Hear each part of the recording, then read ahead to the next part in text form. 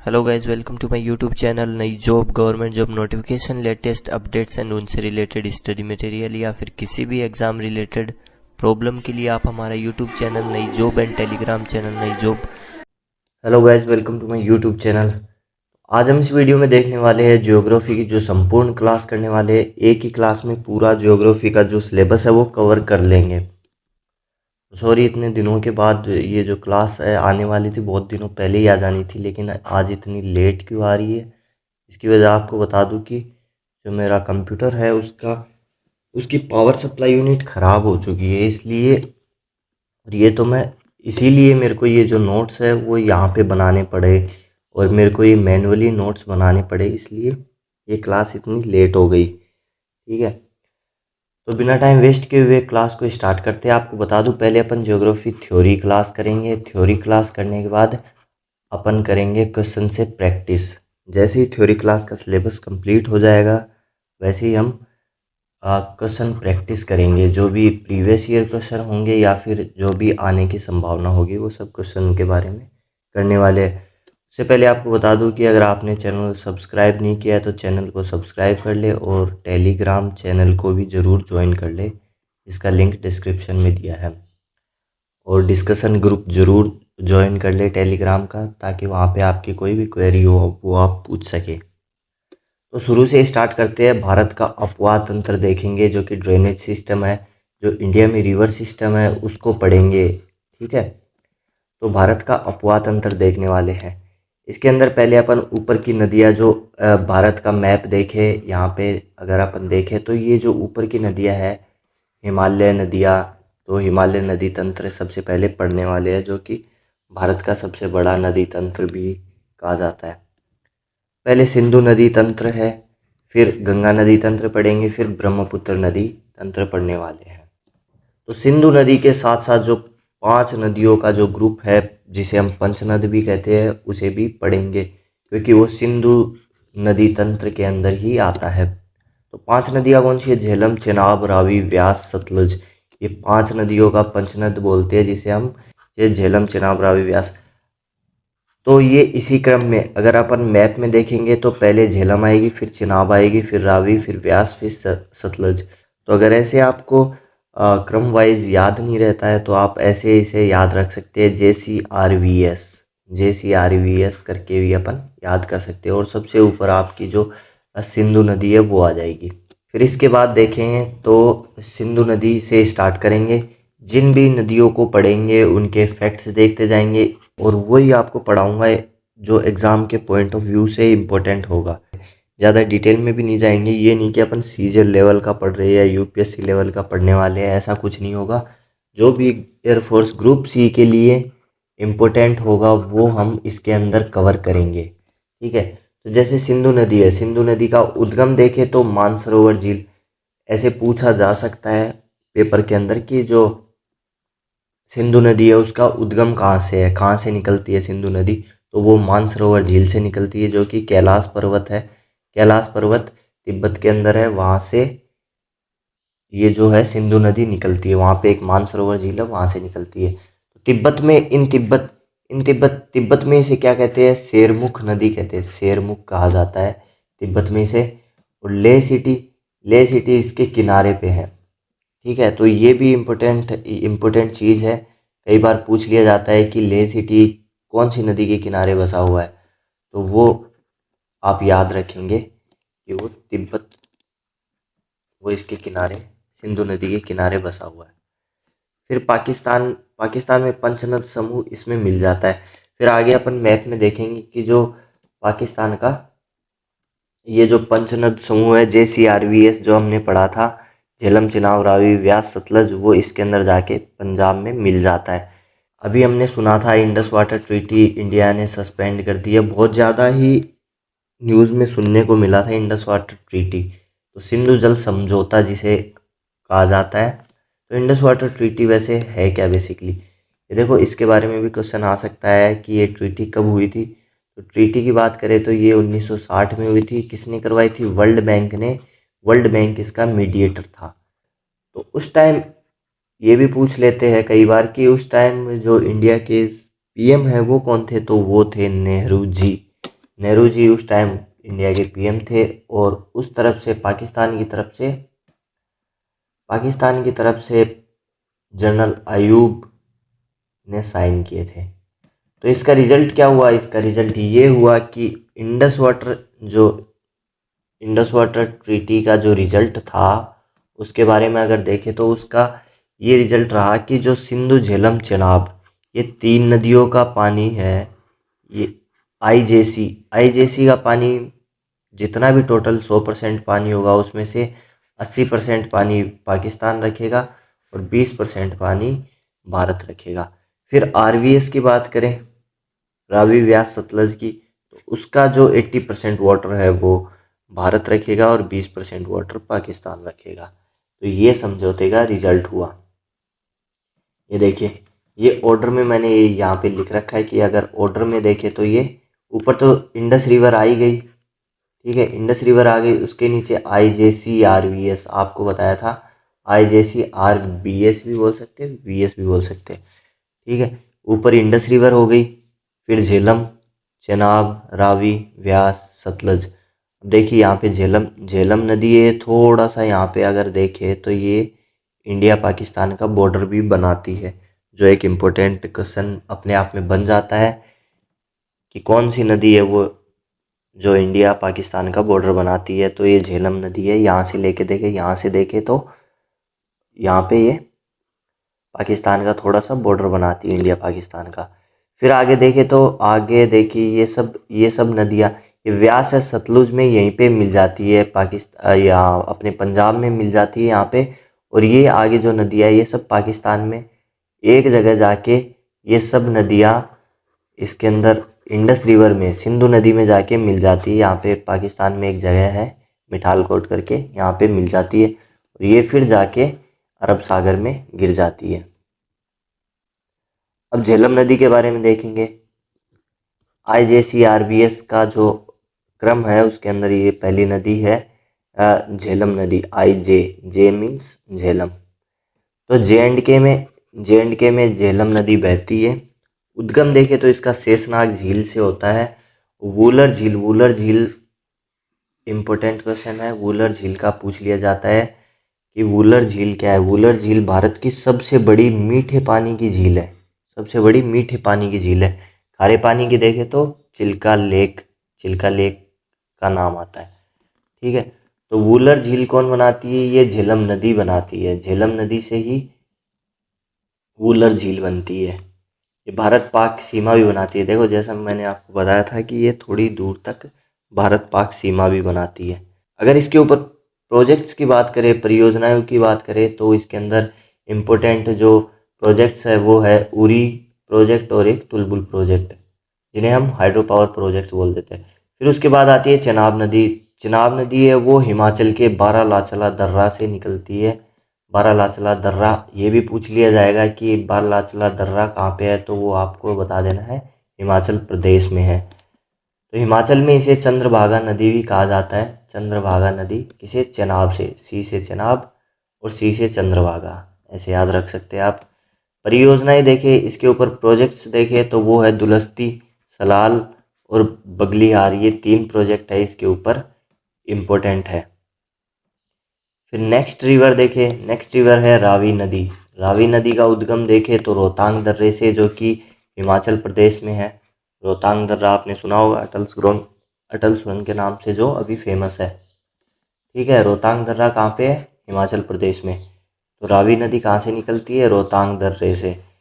तो इसके किनारे अगर अपन बसे शहरों के बारे में बात करें तो इंडिया में तो JNK हो गया, ठीक है, जम्मू हो गया, और यहाँ पे पाकिस्तान में लाहौर हो गया। इसके ऊपर अगर प्रोजेक्ट की बात करें तो चामेरा प्रोजेक्ट हिमाचल प्रदेश में जो स्थित है वो इसके अंदर मेन जो प्रोजेक्ट हो गया। अगर बांध की बात करें, इसके ऊपर इम्पोर्टेंट डैम्स की बात करें तो वो है महाराजा रणजीत सिंह, जिसे हम थीन बांध भी कहते हैं। थीन बांध जो पंजाब है और JNK की सीमा पे स्थित है, ठीक है। ये भी पूछ लिया जाएगा, इम्पोर्टेंट है ये, इम्पोर्टेंट, इसे टिक कर लेंगे, महाराजा रणजीत सिंह बांध, और या फिर इसे थीन बांध भी कह दिया जाता है। तो ये कहाँ पे स्थित है? पंजाब और JNK की सीमा पे। फिर नदी आती है व्यास, व्यास नदी। व्यास नदी देखो, अगर अपन क्रम की बात करें तो इंडस थी सबसे ऊपर, IJCRVS, ठीक है, ये पढ़ ली, ये पढ़ ली, चेनाब पढ़ ली, रावी पढ़ ली, अब व्यास आ गई, इसके बाद लास्ट सतलुज पढ़ लेंगे। तो व्यास नदी का उद्गम देखें तो व्यास नदी का उद्गम है व्यास कुंड से, जो कहाँ पड़ता है, वो कुल्लू हिमाचल प्रदेश में पड़ता है। ये कुल्लू घाटी का निर्माण करता है। घाटी घाटी की बात करें तो देखो, यहाँ पे पहाड़, यहाँ पे पहाड़, बीच में घाटी बन जाती है। जब नदी बहती है तो आपको पता ही है कि वो जगह बनाती चलती है, सालों सालों से बहती आती है, तो नदियाँ और जगह बना लेती है, जिसे हम घाटी बोल देते हैं। तो ये कुल्लू घाटी का निर्माण करती है, जहाँ हम घूमने वगैरह घूमने भी जाया करते हैं। जैसा कि मैंने आपको बताया था, देखो ऐसे नदियाँ आती है तो ये यहाँ पे आके ये सतलज नदी में ये व्यास नदी मिल जाती है। वो कहाँ पे मिलती है जाके, पंजाब में हरीके नाम की जगह है, ठीक है। जहाँ पे हरीके नाम की जगह है, वहाँ पे हरीके बैराज भी बना रखा है। बैराज का मतलब होता है डैम, ठीक है। हरीके बैराज भी बना रखा है, यहाँ पे आके ये सतलज में मिल जाती है।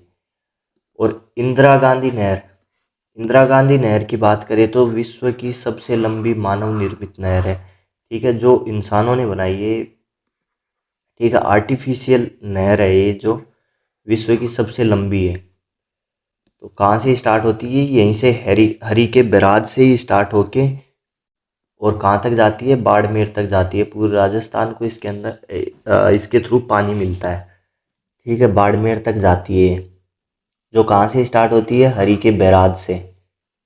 ये भी पूछ लिया जाता है कि इंदिरा गांधी नहर कहाँ से निकलती है, तो वो याद रखेंगे आप। हरी के बैराज कहाँ है स्थित, पंजाब में, और कहाँ से, व्यास नदी से, ठीक है। अब नेक्स्ट है, लास्ट नदी है सिंधु नदी तंत्र का जो लास्ट नदी है वो ये है सतलज नदी। सतलज नदी का अगर उद्गम देखें तो राकस झील है, जो कि कैलाश पर्वत से निकलती है। कैलाश पर्वत से निकलती है, ठीक है। तो सतलज नदी लास्ट नदी है, सतलज नदी, जिसका उद्गम देखें तो राकस झील, जो कि ये भी कैलाश पर्वत से निकलती है और सीपकिला दर्रे से भारत में प्रवेश करती है, ठीक है। तो सीपकिला दर्रा कहाँ पे है, हिमाचल प्रदेश में। इसी दर्रे से भारत में प्रवेश करती है। अगर इसका बहाव क्षेत्र देखें अपन कि कौन कौन सी स्टेट में बहती है, तो यहाँ पे हिमाचल प्रदेश, फिर पंजाब, फिर यहाँ पे पाकिस्तान में एंटर कर जाती है, ठीक है। तो बहाव क्षेत्र देखें तो पंजाब एंड HP में, हिमाचल प्रदेश में बहती है। इसके ऊपर परियोजना की बात करें, प्रोजेक्ट्स की बात करें, तो इम्पोर्टेंट प्रोजेक्ट है ये भाखड़ा नांगल प्रोजेक्ट, जो कि पंजाब प्लस हिमाचल प्रदेश में स्थित है। इनके अंदर एक जलाशय भी स्थित है। जलाशय मतलब एक बड़ा एक जलाशय ऐसे आप मान लो कि बड़ा पानी का टब है ये, ऐसे मान लो आप, ठीक है। तो वो गोविंद सागर है, जो कहाँ स्थित है, हिमाचल प्रदेश में स्थित है। इस जलाशय का नाम क्या है, गोविंद सागर। कई बार पूछ लिया जाता है कि गोविंद सागर जलाशय है वो कहाँ पे स्थित है, तो वो आपको पता है कि हिमाचल प्रदेश में स्थित है, ठीक है। और नदी का पूछे तो नदी सतलज नदी आपको पता ही है। इस सतलज नदी से ये भाखड़ा नांगल पे बना हुआ है। अब नेक्स्ट देखते हैं गंगा नदी तंत्र। देखिए नेक्स्ट स्टार्ट करते हैं गंगा नदी तंत्र। गंगा नदी तंत्र भारत का सबसे बड़ा नदी तंत्र है और ये उत्तराखंड में पंचप्रयाग बनाती है। तो आपको बता दूं कि जो मैंने यहाँ पे बातें लिखी है, ये सभी इम्पोर्टेंट बातें लिखी है, सबसे क्वेश्चन बन सकते हैं, तो इसलिए एक भी बात को मत छोड़ना। मैंने एकदम पूरा काट छांट करके ही पूरा ये जो नोट्स बनाए हैं, ये पूरी काट छांट करके ही बनाए। इसमें आपको कुछ भी काटने की ज़रूरत नहीं है। आपको अपनी तरफ से कुछ भी मतलब समराइज़ नहीं करना है। जो लिखा है एज इट इज़ आपको अपनी कॉपी में लिखना है और याद करना है, और उसी के ऊपर आपके क्वेश्चन बनने वाले हैं। तो उत्तराखंड में देखो, उत्तराखंड में गंगा नदी पंचप्रयाग बनाती है। प्रयाग का मतलब ये होता है कि जो दो या दो से अधिक नदी आके जहाँ पे मिलती है उसे प्रयाग बोलते हैं। तो एक तरह से अभी गंगा नदी का ये लेआउट है, आपको दिखा देता हूँ ये। तो इसे थोड़ा सा समझ लेते हैं, बाकी आप, और इसे याद भी रखना है आपको, ऐसे कि ऐसे अपने माइंड में बिठा के रख लेना है इस मैप को एक तरह से, ठीक है। तो आपका लगभग जो गंगा नदी तंत्र है आपको ऐसे ही दिमाग में बैठ जाएगा, आपको याद करने की ज़रूरत नहीं पड़ेगी। तो इसे आप स्क्रीनशॉट ले लें या फिर अपने जो कॉपी है उसके अंदर ऐसे के ऐसे उतार लें। यहाँ पे देखें तो देखो गंगोत्री हिमनद, हिमनद मतलब ग्लेशियर, ग्लेशियर को हम हिमनद बोल देते हैं। तो गंगोत्री ग्लेशियर से निकलती है भागीरथी नदी, यहाँ से यमुनोत्री ग्लेशियर से निकलती है यमुना नदी।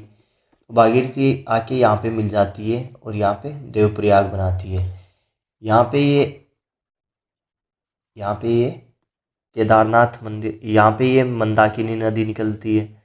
मंदाकिनी नदी यहाँ पे देखो, ये मैंने ग्लेशियर का नाम इसलिए नहीं लिखा क्योंकि इम्पोर्टेंट नहीं था, तो एग्ज़ाम पॉइंट ऑफ व्यू से इम्पोर्टेंट नहीं था इसलिए मैंने यहाँ पे नहीं लिखा।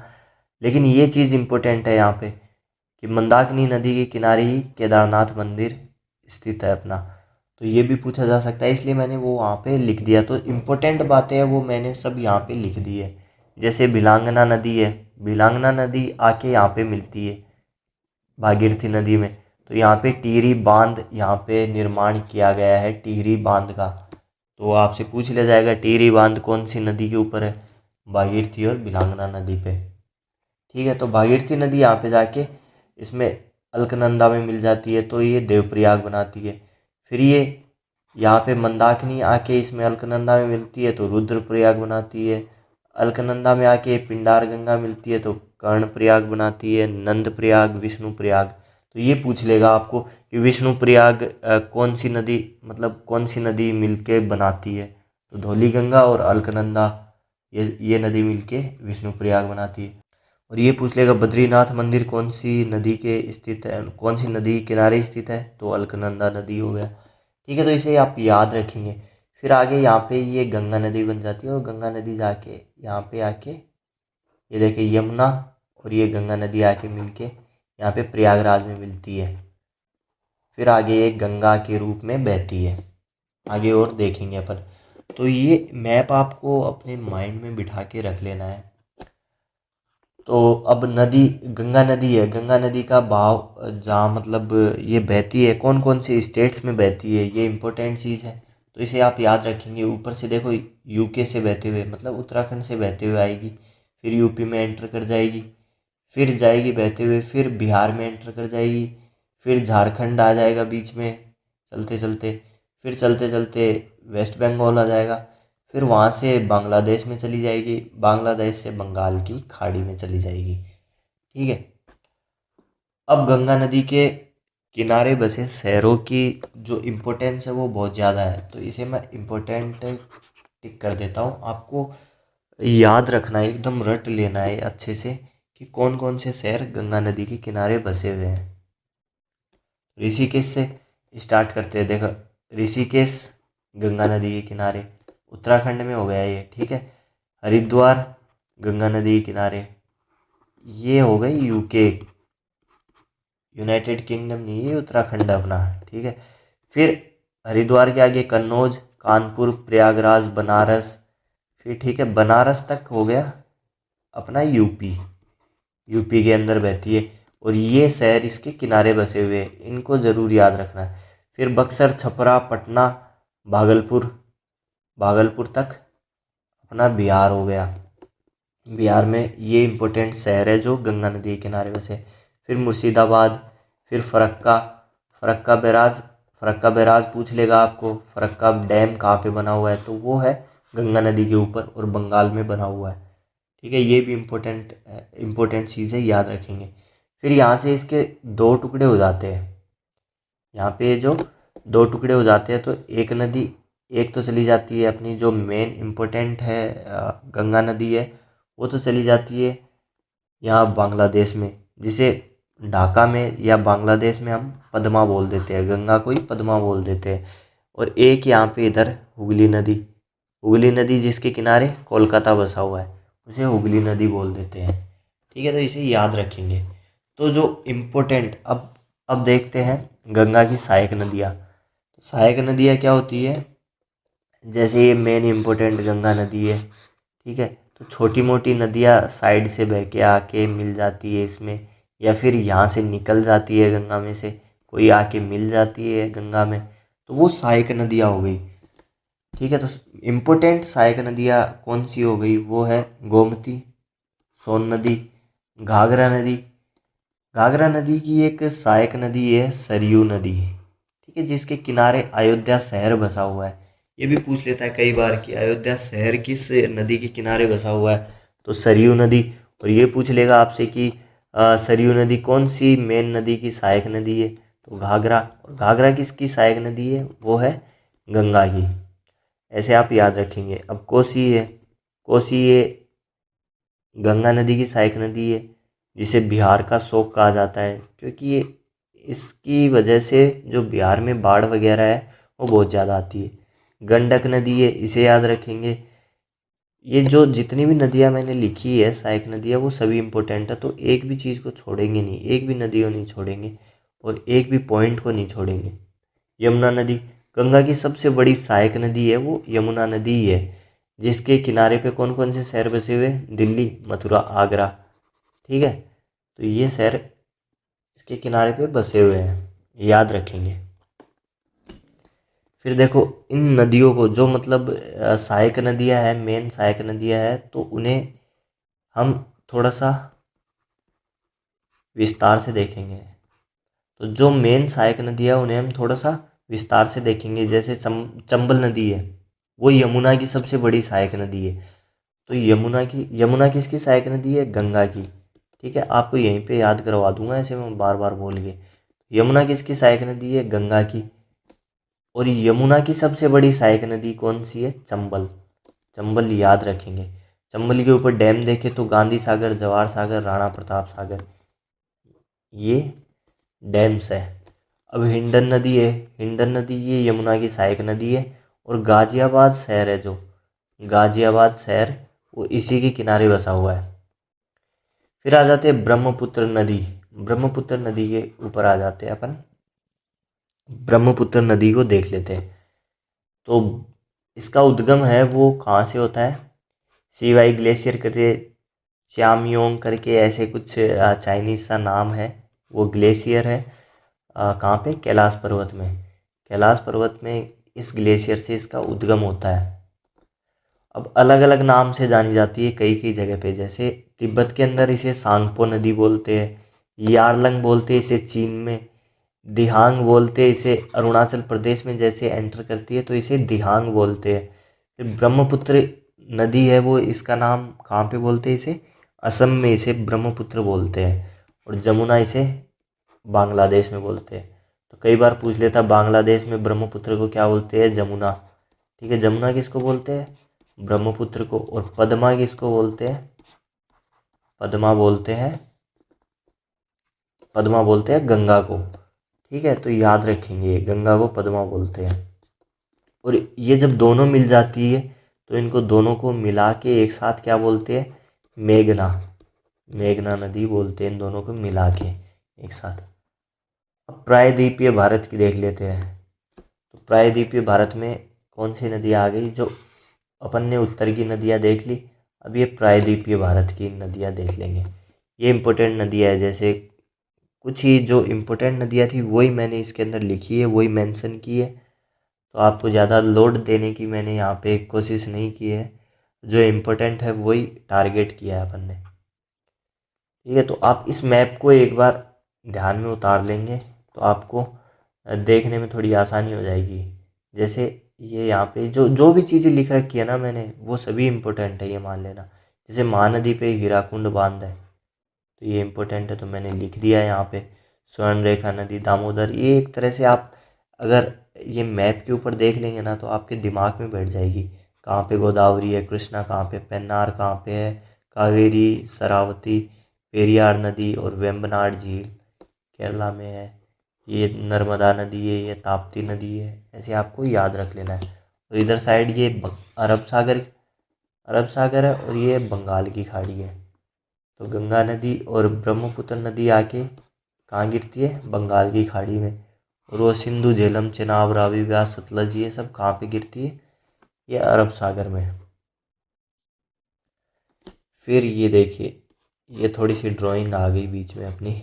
नई जॉब का चैनल है, जो यूट्यूब चैनल है उसे सब्सक्राइब कर लेंगे और टेलीग्राम चैनल है उसे भी ज्वाइन कर लेना, ताकि आपको PDF वगैरह मिल जाए।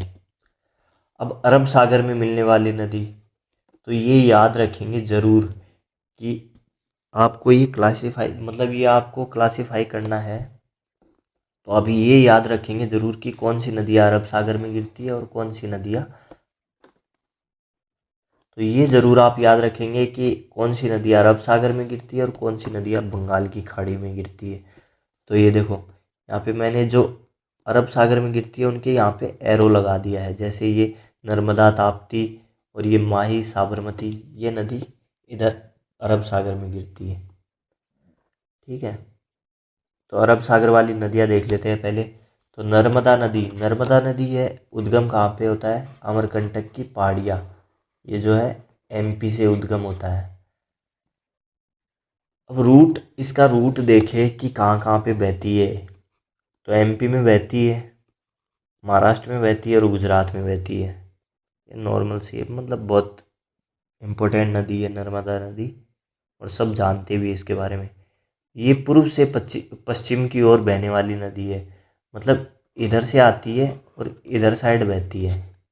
ठीक है, ईस्ट टू वेस्ट, ये भी याद रखेंगे आप कि ईस्ट टू वेस्ट कौन सी नदी बहती है, क्योंकि लगभग नदियाँ है वो वेस्ट टू ईस्ट ही बहती है। ठीक है, लेकिन ये कुछ नदियाँ है वो ईस्ट टू वेस्ट बहती है, जो पूर्व से पश्चिम की ओर बहती है, तो उन्हें याद रखेंगे। अब इसके ऊपर इम्पोर्टेंट जो वाटरफॉल्स है, वाटरफॉल्स देखें तो धुआंधार वाटरफॉल है, दुग्धधारा है, भेड़ाघाट है। हालांकि हम आगे देखेंगे वाटरफॉल्स फिर भी, लेकिन नदियों के साथ साथ देख लेंगे तो हमें याद रह जाएंगे। धुआंधार वाटरफॉल हो गया, दुग्धधारा हो गया और ये भेड़ाघाट हो गया। ठीक है, इसके ऊपर परियोजनाएं देखें, प्रोजेक्ट्स देखें तो सरदार सरोवर बांध है। ठीक है, और एक ओमकारेश्वर प्रोजेक्ट है। फिर नेक्स्ट है ताप्ती नदी। ताप्ती नदी का उद्गम देखें तो सतपुड़ा, MP की, सतपुड़ा की पहाड़ियाँ MP से होता है, और इसके किनारे जो शहर बसा हुआ है वो है सूरत। तो ये शहर किनारे वाली है ना, ये बातें ज़रूर याद रखेंगे। सूरत शहर इसके किनारे बसा हुआ है ताप्ती नदी के। इसे और भी कहा जाता है, इसे और भी नाम से जाना जाता है, जैसे कि नर्मदा की जुड़वा बहन। ठीक है, और नर्मदा की दासी, ऐसे भी कहा जाता है।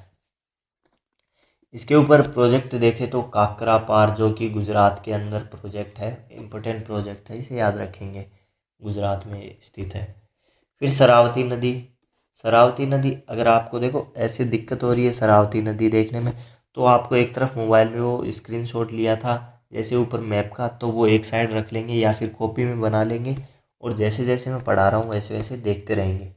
तो शरावती नदी है कर्नाटक में, तो आपको आसानी हो जाएगी देखने में कि कहाँ पे स्थित है। ठीक है, या फिर आप अपने ध्यान में जो इंडिया का मैप है वो ध्यान में रख के भी आप इसे पढ़ सकते हैं। तो शरावती नदी कर्नाटक में, और इसके ऊपर जो वाटरफॉल की बात करें हम, तो जोग जोग वाटरफॉल है, गरसोप्पा वाटरफॉल है, ये इसी के ऊपर स्थित है, शरावती नदी पे स्थित है। तो ये ध्यान रखेंगे, इंडिया का इम्पोर्टेंट वाटरफॉल है जोग। फिर आती है पेरियार नदी, जिसका उद्गम है अन्नामलाई की पहाड़ियाँ, अन्नामलाई की पहाड़ियाँ। आगे देखेंगे हम पहाड़ियाँ वगैरह जो भी है, वहाँ पे आपका जो डाउट होगा वो सब क्लियर हो जाएगा कि कहाँ पे अन्नामलाई की पहाड़ियाँ स्थित है। मैप के ऊपर देखेंगे बाकायदा अपन, ऐसे ऐसे करके तमिलनाडु में यहाँ पे अन्नामलाई की पहाड़ियाँ हैं, जहाँ पे अनाईमुड़ी पहाड़ी है वो सबसे ऊंची पहाड़ी है अन्नामलाई की पहाड़ियों में। तो अभी वापस आ जाते हैं, पेरियार नदी उद्गम उद्गम कहाँ पे है? अन्नामलाई की पहाड़ियों से। केरल की सबसे बड़ी नदी पेरियार नदी ही है। फिर है बंगाल की खाड़ी में गिरने वाली नदियाँ। जैसे मैंने कहा था कि अभी तक अपन पढ़ रहे थे अरब सागर में गिरने वाली, अब बंगाल की खाड़ी में गिरने वाली नदियाँ देखेंगे। तो वो पहले अपन पढ़ेंगे गोदावरी नदी, जिसे जिसे अन्य नाम से भी जाना जाता है, दक्षिण भारत की गंगा, वृद्ध गंगा के नाम से भी जाना जाता है। उद्गम देखें तो त्र्यंबकेश्वर की पहाड़ियाँ वो है, ये त्र्यंबकेश्वर की, जैसे ये इंडिया का मैप है तो ये इधर त्र्यंबकेश्वर की पहाड़ियाँ स्थित है। ठीक है, वेस्टर्न घाट्स बोलते हैं इन्हें। यहाँ पे त्र्यंबकेश्वर की पहाड़ियाँ स्थित है, नासिक महाराष्ट्र में स्थित है अगर एग्जैक्ट लोकेशन देखें तो। और इसका गोदावरी का अगर अपन रूट देखें तो ये देखो महाराष्ट्र में बहती है, फिर तेलंगाना में, फिर आंध्र प्रदेश में बहते हुए बंगाल की खाड़ी की साइड निकल जाती है। फिर इनकी जो इम्पोर्टेंट सहायक नदियाँ है, देखो मैंने और किसी नदियों की नहीं पढ़ाई सहायक नदियाँ, लेकिन इसकी नदियाँ जो सहायक है वो इम्पोर्टेंट है, इसलिए मैंने यहाँ पे लिख दी है। तो इसकी सहायक इम्पोर्टेंट नदियाँ है वो है पेनगंगा, वेनगंगा, इंद्रावती। ये गोदावरी की सहायक नदियाँ है। इम्पोर्टेंट डैम देखें तो राम सागर बांध इसके ऊपर इम्पोर्टेंट डैम है। वैसे तो बहुत से डैम्स होते हैं, प्रोजेक्ट्स होते हैं, लेकिन जो अपन इम्पोर्टेंट है उन्हीं के ऊपर फोकस करेंगे। फिर आ गई कृष्णा नदी। कृष्णा नदी का उद्गम देखें तो महाबलेश्वर की पहाड़ियाँ, वही महाराष्ट्र, सेम वेस्टर्न घाट्स पे। और अगर रूट देखें तो पहले महाराष्ट्र में, फिर कर्नाटका में बहते हुए, फिर तेलंगाना से बहते हुए, आंध्र प्रदेश से बहते हुए निकल जाती है। ठीक है, तो गोदावरी के बाद प्रायद्वीपीय भारत की दूसरी सबसे बड़ी नदी, तो गोदावरी के बाद जो सेकंड नाम आता है, सेकंड सबसे बड़ी नदी है प्रायद्वीपीय भारत की, साउथ इंडिया की मान लो आप, वो कृष्णा नदी ही है। ठीक है, अब कृष्णा नदी की जो सहायक नदी है, इंपॉर्टेंट सहायक नदी है, वो घाट प्रभा, मालप्रभा, तुंगभद्रा। तुंगभद्रा देखे तो कृष्णा नदी की सबसे बड़ी सहायक नदी है। अब कृष्णा जल विवाद कई बार पूछ लेते हैं, कृष्णा जल विवाद किन किन स्टेट्स के बीच में है, तो वो है महाराष्ट्र, कर्नाटका और आंध्र प्रदेश स्टेट के बीच में। ठीक है, और डैम देखे तो तुंगभद्रा डैम है, नागार्जुन सागर बांध है डैम, और सैलम, श्री सैलम बांध है, वो भी कृष्णा नदी पे स्थित है। फिर कावेरी नदी देखते हैं। कावेरी नदी, कावेरी नदी का उद्गम है जो ब्रह्मगिरी की पहाड़ियाँ जो कि कर्नाटक में स्थित है वहाँ से है। और रूट देखिए इस नदी का, कावेरी नदी का, तो कर्नाटका से बहते हुए केरल की तरफ, फिर तमिलनाडु, सॉरी तेलंगाना से बहते हुए, और फिर पुदुचेरी की तरफ होते हुए, सॉरी तमिलनाडु, ये तेलंगाना TL होगा, तो ये तमिलनाडु की तरफ बहते हुए पुदुचेरी निकल जाती है, फिर उधर से समुद्र में मिल जाती है। फिर साउथ इंडिया की सबसे विवादित नदी इसके अंदर इसको कहा जाता है, क्योंकि स्टेट्स का जो विवाद है इसको लेके होता रहता है। कोई बोलता है हमारी हम रखेंगे इसका वाटर, जैसे इंडस वाटर को लेके होता है, वैसे ही ये कावेरी नदी को लेके विवाद होता रहता है। तो इस पर स्थित नदी द्वीप है जिसे रंगपट्टनम और शिव समुद्रम कहा जाता है। ठीक है, और जलप्रपात जलप्रपात वाटरफॉल देखे तो शिव समुद्रम जलप्रपात इसके ऊपर स्थित है, जो कि कर्नाटका के मैसूर सिटी में स्थित है। ठीक है, वाटरफॉल। अब यहाँ पे अपन भारत की जो प्रमुख इम्पोर्टेंट झीलें हैं, लेक्स है, भारत की इम्पोर्टेंट लेक्स है, उन्हें देखेंगे। तो सबसे पहले देखने वाले हैं लोकटक झील के बारे में। लोकटक झील है वो है मणिपुर राज्य में, मणिपुर स्टेट में स्थित है, क्योंकि नॉर्थ ईस्ट की सबसे बड़ी मीठे पानी की झील है। विश्व का एकमात्र तैरता हुआ उद्यान है जो नेशनल पार्क है। विश्व का यानी वर्ल्ड का एकमात्र, वो केबुल लामजाओ है, वो इसी झील के ऊपर, लोकटक झील के ऊपर ही स्थित है, तो ये याद रखेंगे। फिर देखते हैं पुलिकट झील है, स्थान है इसका आंध्र प्रदेश एंड तमिलनाडु की सीमा पे स्थित है। और जो सतीश धवन अंतरिक्ष केंद्र है, जो सतीश धवन स्पेस सेंटर है, वो इसी पर स्थित है, पुलिकट झील पे। ये सीधे क्वेश्चन आते हैं, तो आप इन पॉइंट्स को इग्नोर ना करना, और आप इम्पोर्टेंट की तरह इन्हें मार्क करके और ज़रूर लिखना अपनी कॉपी के अंदर। फिर वेम्बनाड झील है जो कि स्थान है केरल में स्थित है। जो वल्लमकल्ली जो नौका प्रतियोगिता होती है वो इसी झील के ऊपर होती है। जो नौका प्रतियोगिता आपने कई बार फिल्मों में भी देखी होगी कि बहुत सारे बंदे बैठते, एक लंबी सी नाव होती है, उसके अंदर बैठ के एक साथ चप्पू चलाते हैं और वो रेस लगाते हैं एक दूसरी नाव से। तो उसे वल्लमकल्ली प्रतियोगिता बोलते हैं, जो कि नौकायान प्रतियोगिता है, वो इसी वेम्बनाड झील केरल के ऊपर ही होती है, केरल के अंदर ही होती है। फिर है चिल्का झील। चिल्का झील है उड़ीसा के अंदर स्थित है, और भारत की सबसे बड़ी लेगून व या फिर खारे पानी की झील कह सकते हैं। ठीक है, तो खारे पानी की सबसे बड़ी झील है वो है चिल्का झील। फिर कुछ झीलें हैं जो कि मानव निर्मित है, आर्टिफिशियल झीलें हैं जो कि इंसान ने खुद बनाई है अपने हाथों से। जैसे गोविंद वल्लभ पंत सागर हो गया यूपी के अंदर, जो कि रिहंद नदी के ऊपर स्थित है। फिर पेरियार झील हो गया, गोविंद सागर झील हो गया जो कि गोविंद सागर हो गई जो कि सतलज नदी पे स्थित है। राणा प्रताप जवाहर सागर हो गया, वो एमपी और राजस्थान में चंबल नदी के ऊपर स्थित है। फिर नागार्जुन सागर है जो मैं आपको पहले भी पढ़ा चुका हूँ। वो ये कृष्णा नदी पर आंध्र प्रदेश एंड तेलंगाना में स्थित है नागार्जुन सागर, तो ध्यान रखेंगे। फिर भारत के कुछ इम्पोर्टेंट जो महत्वपूर्ण वाटरफॉल्स है उन्हें देख लेते हैं। कुछ इम्पोर्टेंट वाटरफॉल है और कौन सी नदी पर स्थित है। सीधा सीधा पूछ लेते हैं कि ये वाटरफॉल कौन सी नदी पर स्थित है और कौन से राज्य में स्थित है, तो यहाँ पे ये अपन कवर करने वाले हैं।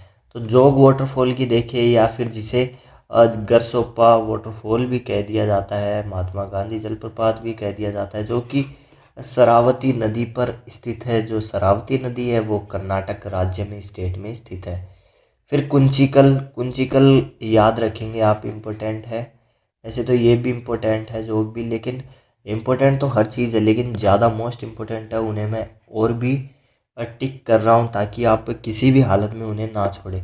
तो कुंचिकल है वो है वराई नदी पर स्थित है जो कि कर्नाटक स्टेट में स्थित है। जो सबसे बड़ा व सबसे ऊंचा इंडिया का वाटरफॉल है। फिर धुआंधार, दुग्धधारा, कपिलधारा आपको पढ़ाया था ऊपर नदियों वाले सेक्शन में, नर्मदा नदी पर स्थित है जो कि एमपी के अंदर है। चुलिया जलप्रपात देखे तो वो है चंबल नदी पे राजस्थान में स्थित है। हुंड्रू हुंड्रू जलप्रपात वाटरफॉल देखे तो वो है स्वर्ण रेखा नदी जो कि झारखंड में स्थित है। और शिव समुद्रम कावेरी नदी कर्नाटक में स्थित है। और अगर विश्व का सबसे ऊंचा व बड़ा वाटरफॉल देखे तो एंजल वाटरफॉल है, एंजल फॉल्स, तो इसे ध्यान में रखेंगे। विश्व का सबसे बड़ा एंजल फॉल्स है। तो अगर आपको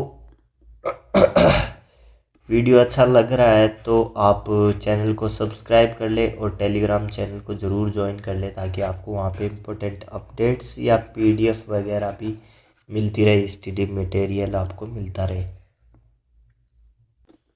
तो यहाँ पे अब हम खनिज है जो मिनरल्स है उनसे बनने वाले क्वेश्चंस को कवर करेंगे, उनसे बनने वाली थ्योरी को कवर करेंगे।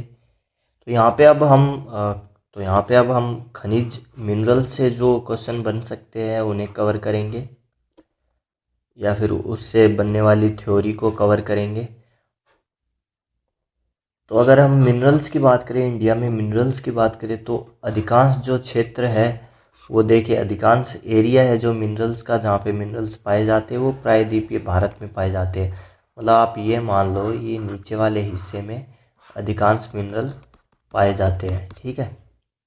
इंडिया के, अगर अपन इंडिया को देखें तो कुछ इम्पोर्टेंट मिनरल्स है उन्हें देखेंगे, कवर करेंगे। एग्ज़ाम पॉइंट ऑफ व्यू से जो इम्पोर्टेंट है उन्हीं को कवर करने वाले हैं अपन इसके अंदर। तो लो अयस्क आयरन देखें तो भारत की जो वर्ल्ड में रैंकिंग है वो फोर्थ रैंकिंग भारत की वर्ल्ड में पड़ती है अगर आयरन ओर के मामले में अपन देखें तो आयरन और जो आयरन होता है वो ये तो है नहीं कि प्योर फॉर्म में निकल जाए, प्योर फॉर्म में नहीं निकलता तो वो और फॉर्म में निकलता है। मतलब कच्चा लोहा मान लो आप एक तरह से, तो वो कुछ चीज़ों के साथ मिक्स होके निकलता है। ये नहीं कि सीधा लोहे का पाइप निकल गया और वो अपन ने यूज़ में ले लिया, ऐसा नहीं है। वो निकलते हैं आयरन ओर है, तो आयरन है वो हमें मिलता है ओर्स के माध्यम से मिलता है। ऐस के मिलते हैं हमें लोह के, फिर उनसे हम प्योर करके लोहा निकालते हैं। तो जो चार मेन इम्पोर्टेंट जो ऐस्क है लोहे के वो हमें प्राप्त होते हैं अर्थ से, फिर उन्हें हम प्योर करके लोहा प्राप्त करते हैं। तो मैग्नेटाइट है, सबसे पहले है मैग्नेटाइट जिसके अंदर लोहे की मात्रा होती है वो 72% होती है, जिसे हम जिसे हम काला लोहा भी बोलते हैं।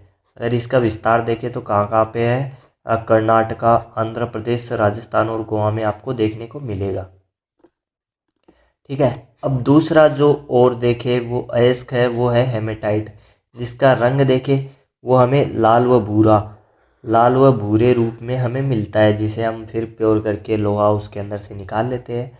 तो भारत का अधिकतर अयस्क इसी टाइप का है, मतलब जो हम लोहा निकालते हैं और जो अयस्क हमें मिलता है भारत में वो लगभग हेमेटाइट, वो ज़्यादातर अयस्क जो आयरन ओर है वो हेमेटाइट के रूप में ही हमें प्राप्त होता है। अगर इसका विस्तार देखें कि जो हेमेटाइट है वो कहाँ कहाँ पे हमें ज़्यादा देखने में मिलता है, वो है उड़ीसा, झारखंड और छत्तीसगढ़ एंड कर्नाटका में हमें देखने को मिलता है।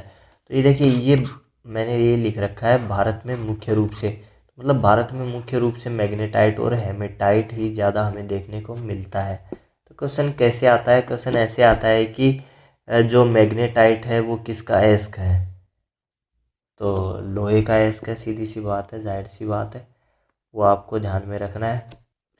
फिर जो थर्ड अयस्क है वो है लिमोनाइट। लिमोनाइट का रंग देखें तो हमें पीला देखने को मिलता है, और विस्तार देखें इसका मतलब हमें कहाँ देखने को मिलता है ज़्यादातर लिमोनाइट, वो यूपी, झारखंड, हिमाचल प्रदेश और वेस्ट बंगाल साइड हमें लिमोनाइट मिलता है। फिर फोर्थ है रंग जिसका भूरा है, वो है सीडेराइट। सीडेराइट इसमें क्या होता है कि लोहा और कार्बन का मिक्सचर होता है, आयरन एंड कार्बन का मिक्सचर होता है। तो इसे भी आप याद रखेंगे। सीधा सीधा पूछ सकता है कि लोहे के साथ जो ऐसा अयस्क बताओ जिसके अंदर कार्बन का मिक्सचर होता है, तो लोहे का ऐसा अयस्क जिसके अंदर कार्बन का मिक्सचर होता है वो है सीडेराइट। भारत में लौह अयस्क का प्रमुख उत्पादक है वो है ओडिशा, ध्यान में रखेंगे। फिर कॉपर देख लेते हैं। तांबे के जो वैसे तो बहुत सारे फैक्ट्स थे, लेकिन जो मैंने इम्पोर्टेंट समझे, जो इम्पोर्टेंट थे एग्ज़ाम पॉइंट ऑफ व्यू से, वो मैंने यहाँ पे नोट डाउन कर लिए हैं। इसके अंदर अगर अपन तांबे की देखें तो हीट होती है, हीट और विद्युत दोनों का ये अच्छा चालक है, इलेक्ट्रिसिटी का ये बहुत अच्छा कंडक्टर है। जैसे आपने देखा होगा कि घर में जो तारे अपन यूज़ लेते हैं वो तांबे के ही बनी होती है। मोटर्स देख लो, जो कूलर की मोटर्स हो गई या फिर है ना कुएं की मोटर्स हो गई, ये सब तांबे के तार से बंधी रहती है। तो भारत में सर्वाधिक उत्पादन अगर अपन देखें तो सबसे पहले स्थान पे एमपी आता है, फिर राजस्थान, फिर झारखंड आता है अगर अपन तांबे की बात करें। फिर अभ्रक यानी माइका भी बोलते हैं जिसे, तो भारत का इसके उत्पादन में फर्स्ट पोजीशन है। तो भारत की फर्स्ट पोजीशन है अभ्रक के मामले में। सोना देखें तो देश का सर्वाधिक सोना 99% कर्नाटक में मिलता है। फिर उसके बाद आंध्र प्रदेश का नंबर आता है, फिर झारखंड का नंबर आता है। हीरे की बात करें तो कार्बन का सबसे शुद्ध अपरूप इसे माना जाता है हीरे का। ठीक है, वो अपन केमिस्ट्री में भी डिटेल से पढ़ेंगे। तो कार्बन का सबसे शुद्ध अपरूप हीरे को कहा जाता है। फिर हीरे का भंडार अगर अपन देखें तो ज़्यादातर हीरे हमें पन्ना एमपी में देखने को मिलते हैं। और अगर कोहिनूर हीरे की बात करें तो वो हमें मिला था गोलकोंडा की खान में, जो कि आंध्र प्रदेश में स्थित है, गोलकोंडा की खान।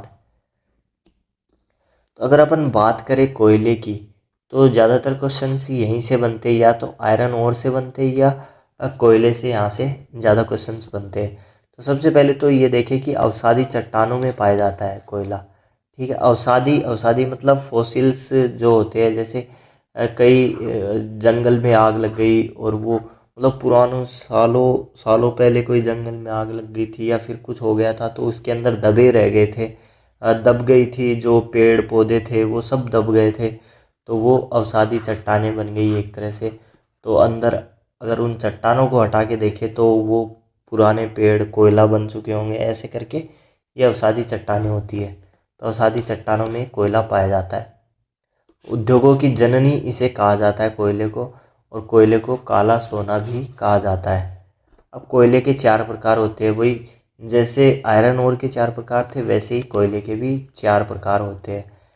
तो ये इम्पोर्टेंट चीज़ है, देखो पहले से टिक कर रखा है मैंने, एक बार फिर से कर देता हूँ ये इम्पोर्टेंट चीज़ है, आप हर कोयले के प्रकार को अच्छे से याद रखेंगे। ठीक है, तो स्टार्ट करते हैं एंथ्रेसाइट से। एंथ्रेसाइट जो सबसे उत्तम श्रेणी का सबसे बेस्ट कोयला होता है वो एंथ्रेसाइट कोयला होता है। ठीक है, जो कि एरिया देखिए कि कहाँ पे मिलता है, हमें जे के साइड पे मिलता है एंथ्रेसाइट कोयला। ठीक है, वैसे तो इंडिया में इतना एंथ्रेसाइट मिलता नहीं है, लेकिन अगर देखें तो जे के साइड में हमें एंथ्रेसाइट देखने को मिलता है। फिर सेकंड क्वालिटी का देखें तो वो बिटुमिनस है। बिटुमिनस द्वितीय श्रेणी का कोयला माना जाता है। तो भारत का अधिकांश कोयला देखिए इसी में, ये अधिकांश कोयला है वो बिटुमिनस ही हमें इंडिया में देखने को मिलता है। तो ये चीज़ ध्यान में रखेंगे कि इंडिया में ज़्यादातर मात्रा में पाए जाने वाला कोयला वो बिटुमिनस ही है। फिर जो थर्ड टाइप है वो लिग्नाइट कोयला है, जिसे हम भूरा कोयला भी कहा जाता है, और जो कि घटिया किस्म का कोयला होता है, इतना अच्छा नहीं होता। जो कि एरिया देखिए कहाँ पे मिलता है, राजस्थान और तमिलनाडु। तो वैसे ही आप अंदाज़ा लगा लो कि यार राजस्थान में तो इतने वैसे भी जंगल नहीं थे या फिर पेड़ पौधे नहीं थे और सारी चट्टानें नहीं है इतनी, तो कहाँ से बढ़िया कोयला मिल जाएगा। तो लिग्नाइट कोयला यहाँ पे मिलता है, कहाँ पे, राजस्थान एंड तमिलनाडु में। और 79% अगर लिग्नाइट कोयले का अगर अपन 79% भंडार देखें तो वो तमिलनाडु में ही स्थित है। तो आपसे ऐसे भी पूछ सकता है डायरेक्टली कि जो लिग्नाइट कोयला है वो सबसे ज़्यादा कहाँ पे पाया जाता है इंडिया में, तो तमिलनाडु आपका सही ऑप्शन हो जाएगा। फिर फोर्थ ऑप्शन है, फोर्थ टाइप है वो है पीट कोयला, जो कि कोयला बनने विकास की प्रथम अवस्था है। मतलब अगर कोयला बन रहा है, कोई कोयला है वो दब गया है कहीं पे चट्टानों में, तो वो जो कोयला बनने की प्रक्रिया है उसमें ये इसका कोयला बनने का फर्स्ट कदम होगा। ठीक है, पीट कोयला उसी को बोलेंगे अपन। मतलब वो आधा लकड़ी, आप ऐसे मान लो आधा लकड़ी, आधे से ज़्यादा लकड़ी होगा और कोयला होगा थोड़ा बहुत। ठीक है, अगर इम्पोर्टेंट एरियाज़ की बात करें तो जो फर्स्ट पे है वो दामोदर घाटी क्षेत्र, जो झारखंड और वेस्ट बंगाल का आ जाता है। फिर चंद्रपुरा बोकारो झारखंड में स्थित है, वहाँ पे आ जाता है। फिर रानीगंज वेस्ट बंगाल एंड झरिया झरिया झारखंड में है, जो कि सबसे बड़ा माइनिंग एरिया है कोयले का। तो इन चीज़ों को भी इम्पोर्टेंट एरियाज़ है कुछ, इन्हें आप याद रखेंगे। फिर भारत के कुछ इम्पोर्टेंट इंडस्ट्रीज़ के बारे में हम बात कर लेते हैं, इम्पोर्टेंट उद्योग से जहाँ से भी क्वेश्चंस बनते हैं। तो जो पहले अपन बात करने वाले हैं वो टिस्को की बात करने वाले हैं। टाटा टिस्को आपने नाम सुना होगा, टाटा आयरन स्टील कंपनी, जिसे शॉर्ट में टिस्को बोल दिया जाता है। स्वर्ण रेखा नदी, खरखई नदी के संगम पे ये टिस्को का जो प्लांट है वो स्थित है। तो जो ये तो टाटा टिस्को की जो नींव है वो किसने रखी थी, दोराबजी टाटा, जो कि किनके बेटे थे, जमशेदजी टाटा के। अगर स्थान देखें टिस्को कंपनी है वो जो प्लांट है वो कहाँ पे है, झारखंड में। भारत का सर्वाधिक लौह व इस्पात, इस्पात किसे बोलते हैं, स्टील को। तो भारत का लगभग लोहा और जो स्टील है वो यहीं पे उत्पादन होता है, प्रोडक्शन यहीं पे टिस्को में होता है। फिर आ गया इसको, ठीक है, इंडियन आयरन स्टील कंपनी, जो कि वेस्ट बंगाल में स्थित है। फिर कुछ इंडस्ट्रीज़ की बात कर लेते हैं जो कि पंचवर्षीय योजनाओं के तहत जिनका जो, फिर कुछ कंपनीज़ की बात कर लेते हैं, कुछ प्लांट्स की बात कर लेते हैं जो कि पंचवर्षीय योजनाओं के तहत स्थापित की गई थी।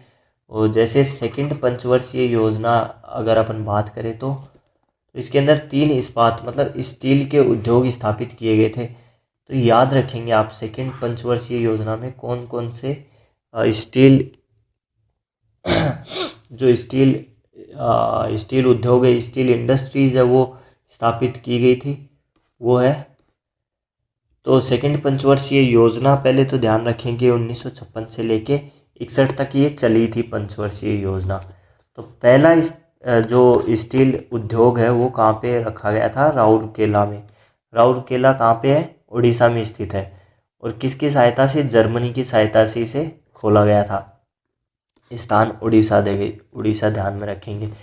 फिर भिलाई की बात कर लेते हैं। सेकंड जो रखा गया था वो था अब भिलाई स्टील उद्योग, जो कि रूस की सहायता से यहाँ पे स्थापित किया गया था। अगर इस जगह की बात करें तो दुर्ग छत्तीसगढ़ में ये स्थित है भिलाई। फिर दुर्गापुर इस्पात संयंत्र, ठीक है, दुर्गापुर स्टील प्लांट है, वो ब्रिटेन की सहायता से कहाँ रखा गया था, इसकी जो नींव रखी गई थी वो ब्रिटेन की सहायता से रखी गई थी और वेस्ट बंगाल में रखी गई थी। ठीक है, ध्यान रखेंगे, वेस्ट बंगाल में दुर्गापुर हो गया और भिलाई हो गया आपका छत्तीसगढ़ दुर्ग में, और जो फर्स्ट था राउरकेला वो हो गया उड़ीसा में। तो इन्हें आप याद रखेंगे।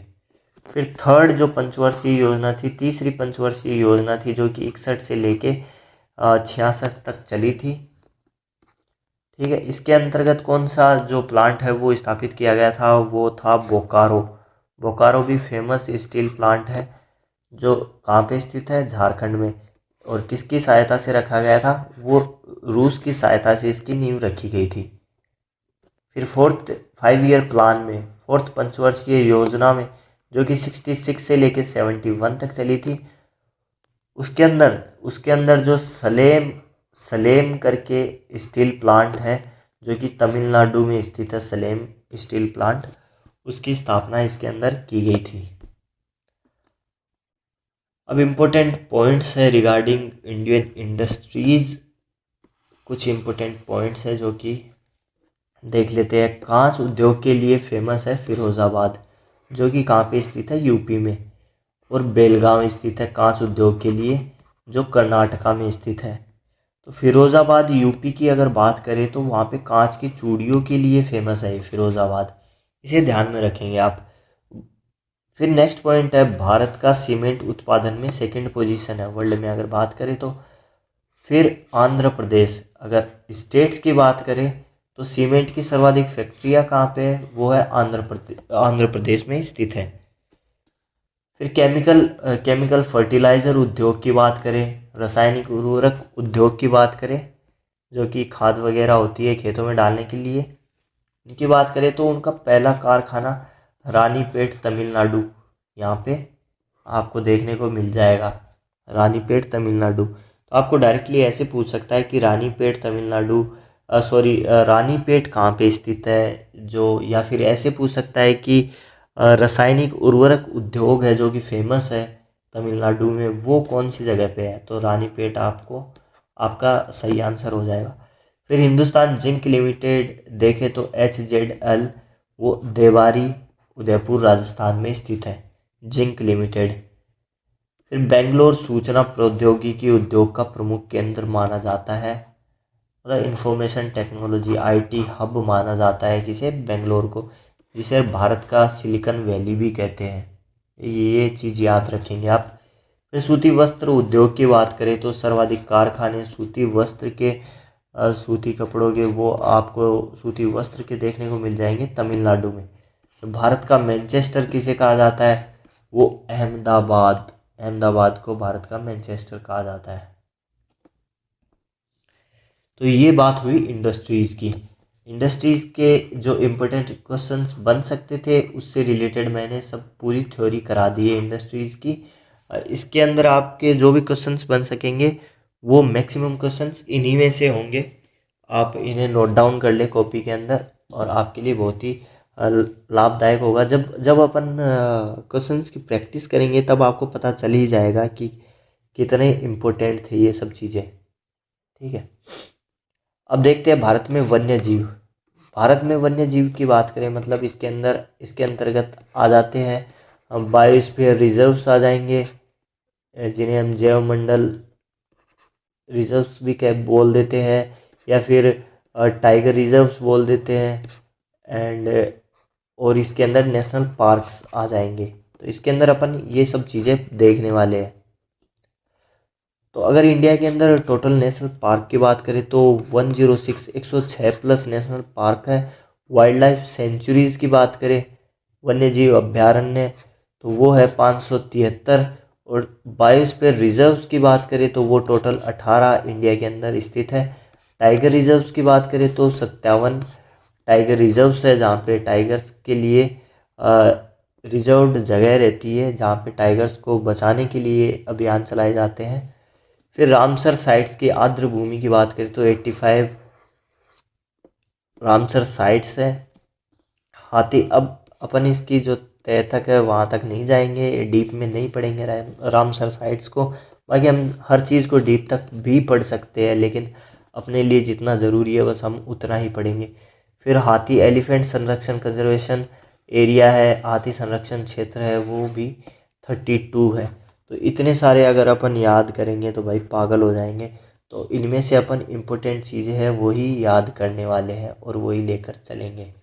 तो सबसे पहले इम्पोर्टेंट नेशनल पार्क्स देख लेते हैं।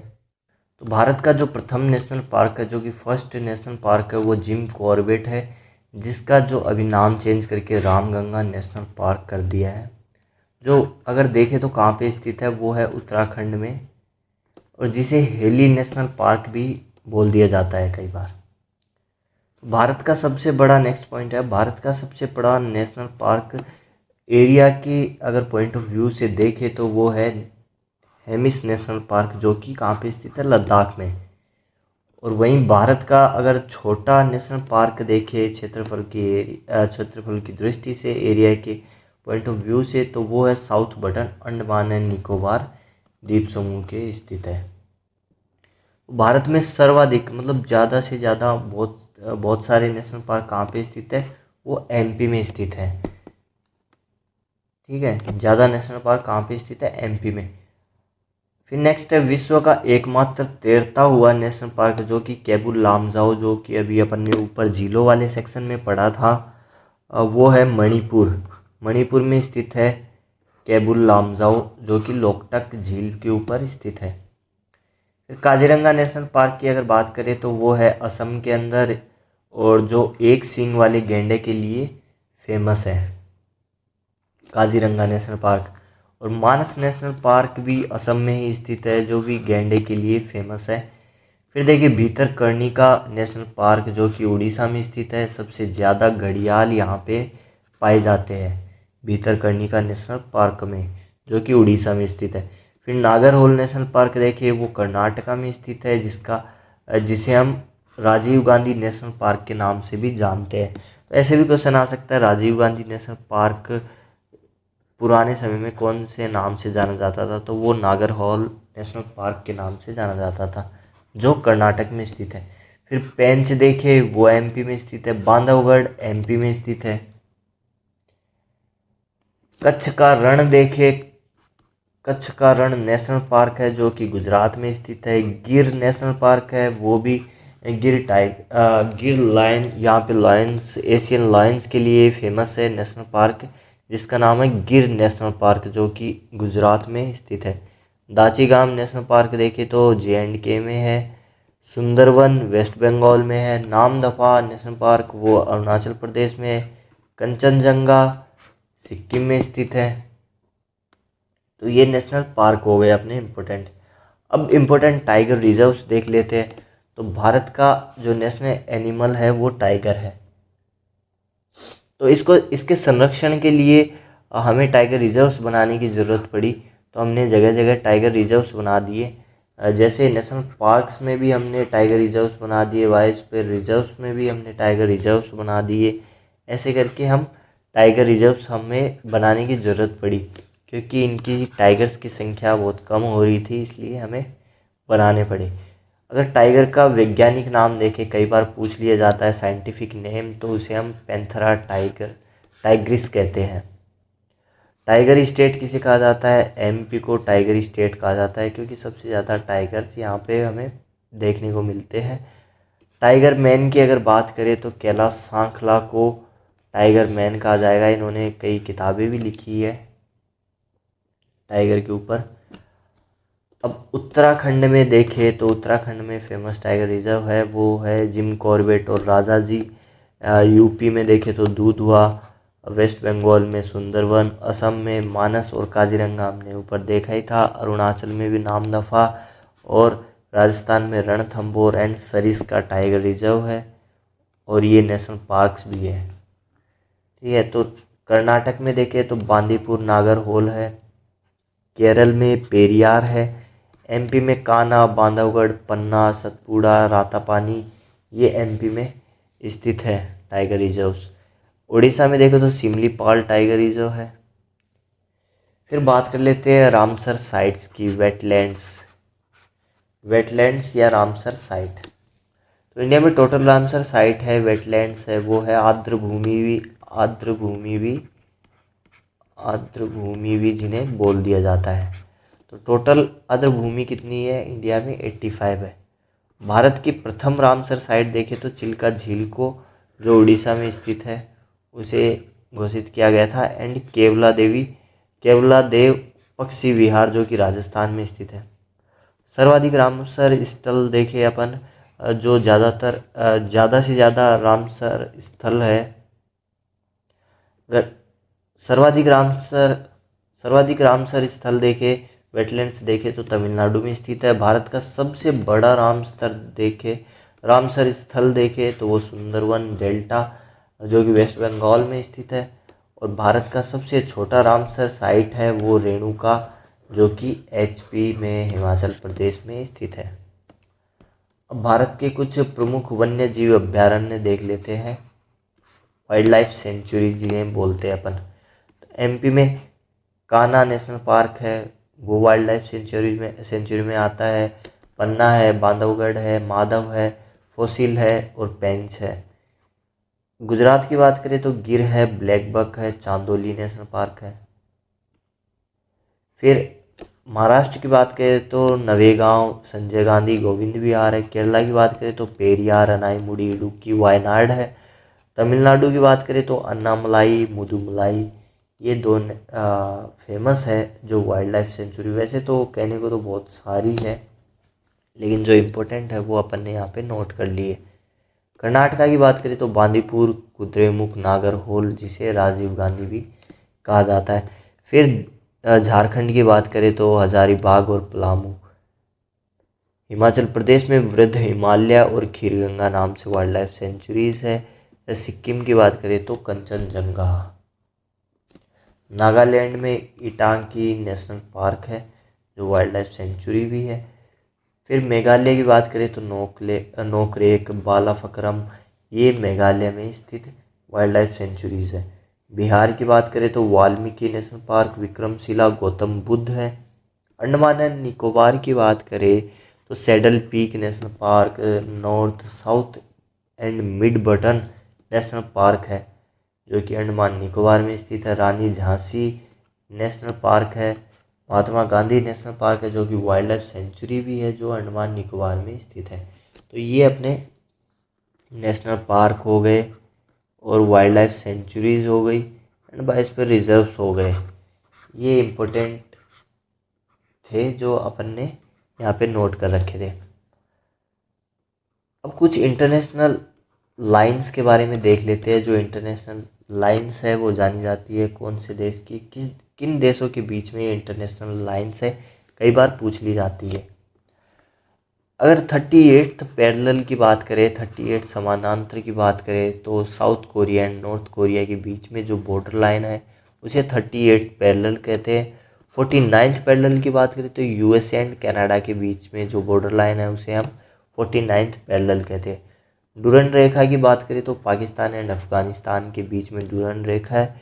मैकमोहन रेखा की बात करें तो चाइना एंड इंडिया के बीच में जो बॉर्डर लाइन है उसे मैकमोहन लाइन के नाम से जाना जाता है।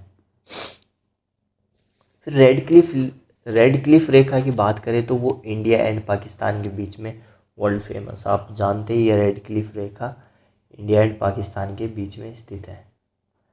अब एग्रीकल्चर पे आ जाते हैं। एग्रीकल्चर से जो इम्पोर्टेंट क्वेश्चन बनने वाले हैं वो उसकी थ्योरी अपन इसमें करेंगे।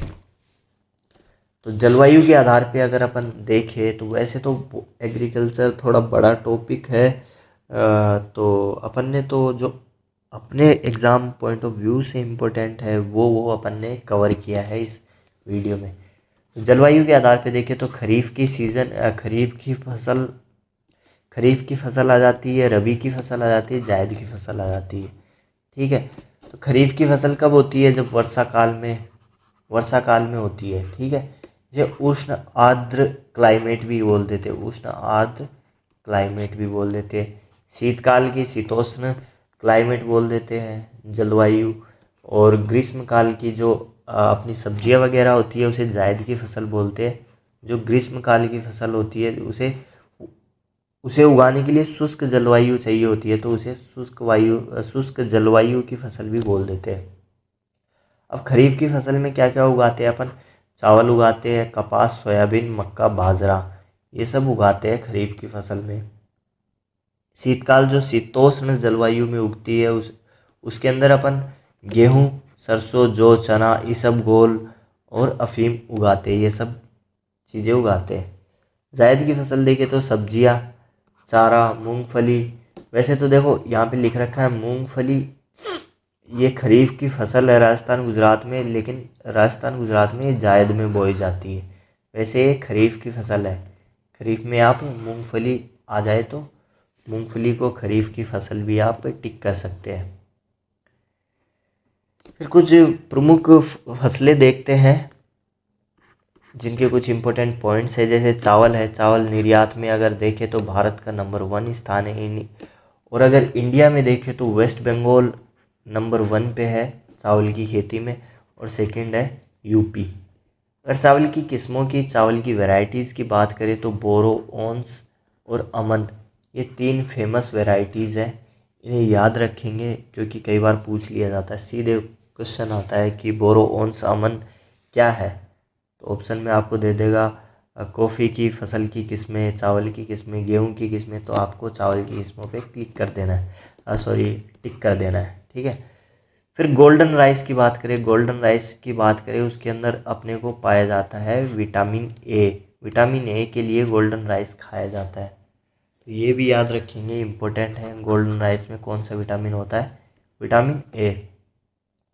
और धान का कटोरा देखें तो धान का कटोरा छत्तीसगढ़ को कहा जाता है, ये ज़्यादा धान वहाँ पे होती है। लेकिन रैंकिंग में कौन है फर्स्ट पे? वेस्ट बंगाल, और सेकंड यूपी। फिर गेहूं की बात करें तो फर्स्ट है गेहूं की फसल के प्रोडक्शन में यूपी, सेकंड है पंजाब। अगर वैरायटीज़ की, गेहूं की वैरायटीज़ की बात करें तो कल्याण नाम का एक गेहूं आता है, सोनालिका नाम का प्रोडक्शन होता है इंडिया में, सोना करके एक गेहूं होता है, और एक मैक्सिकन करके गेहूं होता है।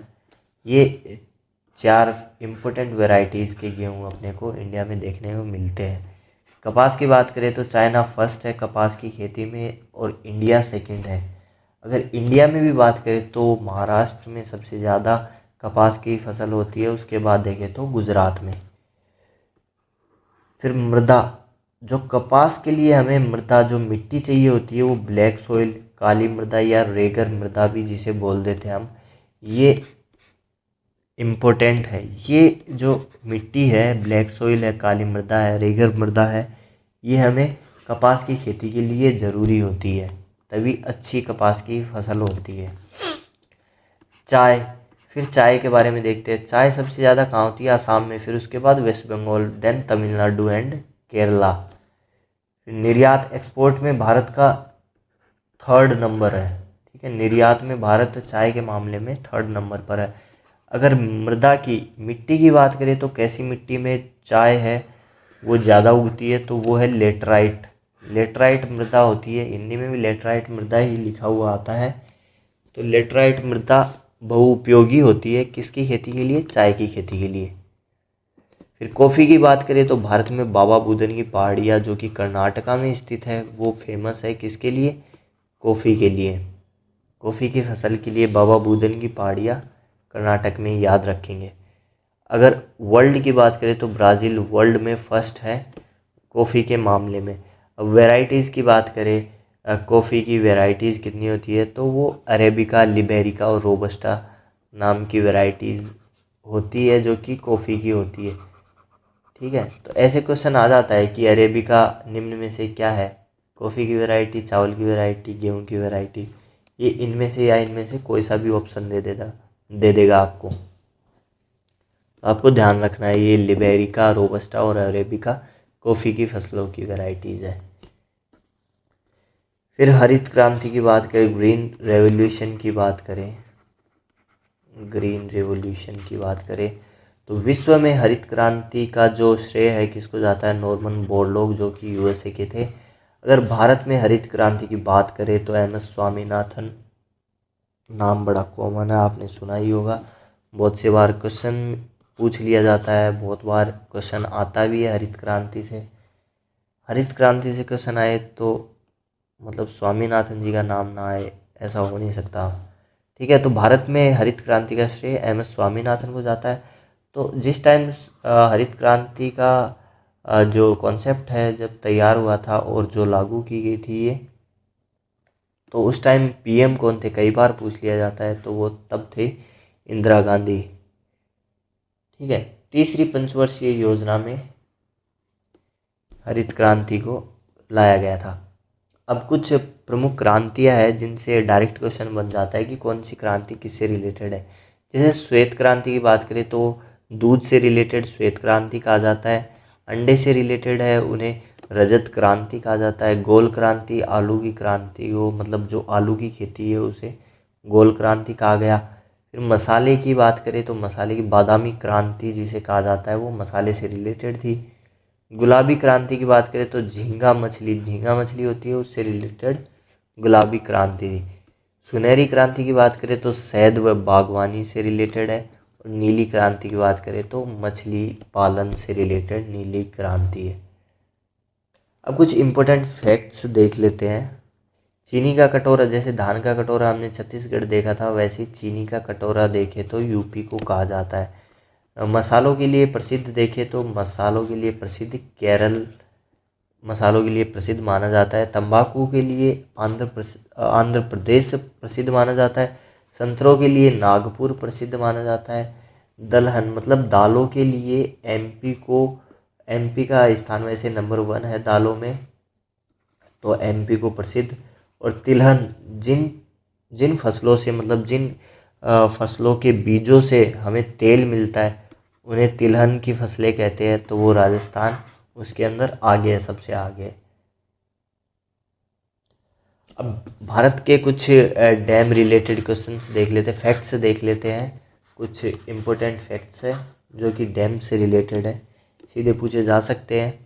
तो भारत का सबसे ऊंचा बांध की बात करें तो टिहरी बांध है, जो कि यूके के अंदर भागीरथी नदी के ऊपर स्थित है, जैसा कि हमने नदियों वाले सेक्शन में देखा था।